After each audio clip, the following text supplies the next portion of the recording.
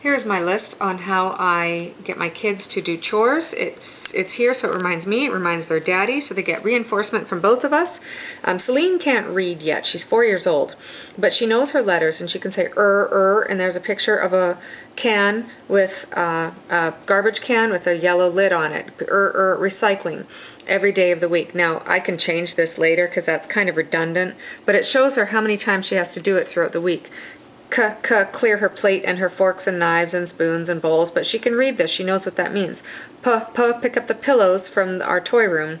Pick up the toys. Every dot represents toys. And I wrote this list with her. She told me to write those dots. Downstairs, the arrow stands for downstairs, and upstairs. Every day.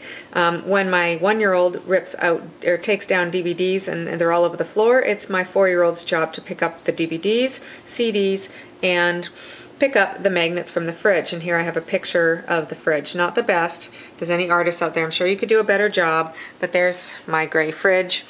And so she knows she has to pick up these magnets. See, she hasn't really done it, so it's not like it doesn't work all the time. There's the magnets of the letters on the floor.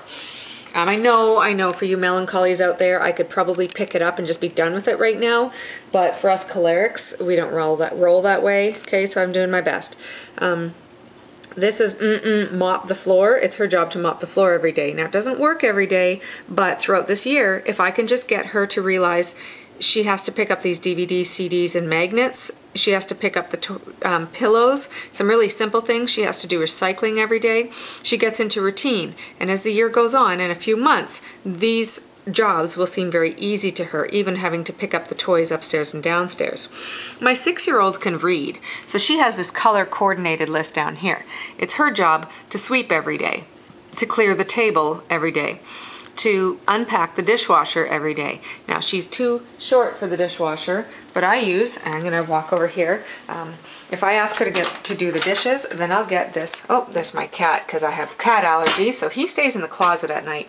Then I'll ask my daughter to stand on this. Oh, can I get it and hold the camera at the same time? I'll ask my daughter to stand on this stepping stool and reach the top. There's Romeo. He thinks he's going to come out. Sorry, Romeo. We love you. You're such a sweet kitty. I love you. See, to keep allergies down in my house, we decided that the cat has to sleep in the closet at night, so he's not lying down. Oh, you're so sweet. So he's not lying down on couches where my daughter needs to stay. Too much housework for me. Sorry, Romeo. We love you. Too much housework for me to keep cleaning the couches so she can sit on it and not get full of dander. Bella my 6-year-old has to empty the diaper garbage upstairs, and if we throw out diapers, she has to take it outside of the house to the garbage, outside. She has to water 4 things. If it doesn't rain, she has to water clematis plants and tomatoes and her own plant from school and so forth. She has to take out all the garbages from the bathrooms of all the other bathrooms. She has to tidy the shoes in the garage and shelve books. So any books that she sees on the floor, especially in our toy room, it tends to be a mess a lot. Oh, I was going to show the shoes. Tidying shoes. With a family of 5, there gets to be an awful lot of shoes. So the girls know when I ask them to tidy shoes, my 6-year-old sits in the garage. Here's how it works, going into my laundry room. My 6-year-old sits in the garage and tidies this mess. You see there's daddy's running shoes, all running shoes for 5 people, sandals for 5 people, winter boots for 5 people, even though it's July right now. I guess those are rain boots. Church nice dress shoes for 5 people, and it's just a lot to keep up for one mom. So the girls just have to help. I try to teach my 6-year-old to cook. She can't cook right now, obviously, but I'm slowly trying to teach her how to make her own things. Right now, anything without the toaster oven, the oven, or a knife, but she's slowly getting used to cutting things and spreading things. She has to set the table. She has to fold her own clothes, and she has to take out the outside toys.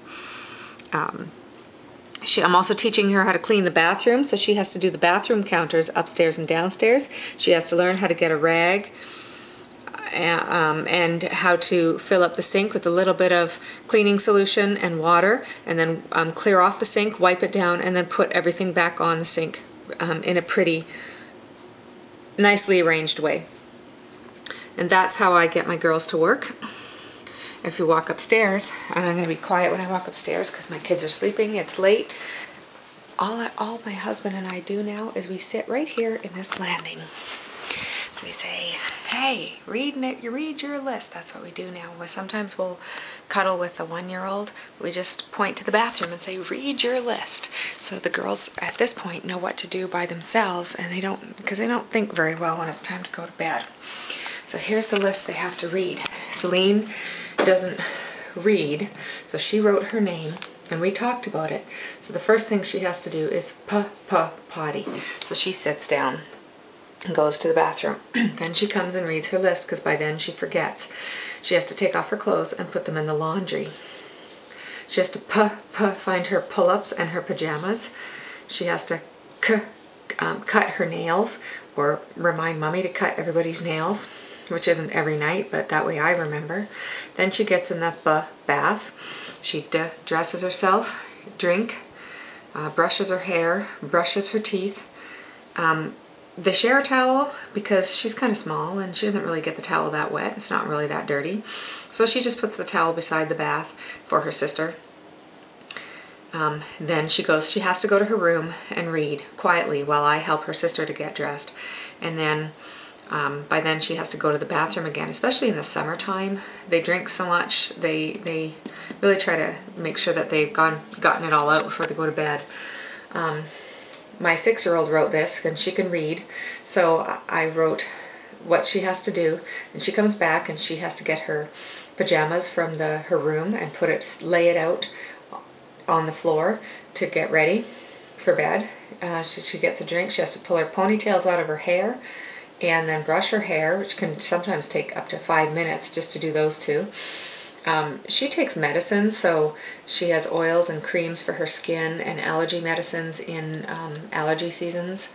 And then she gets in the bath, and she has to fill it up and remember to drain it and dry off her hair and go get those pajamas and get dressed, and then she can read in her room. Now she's old enough to read to her sister, but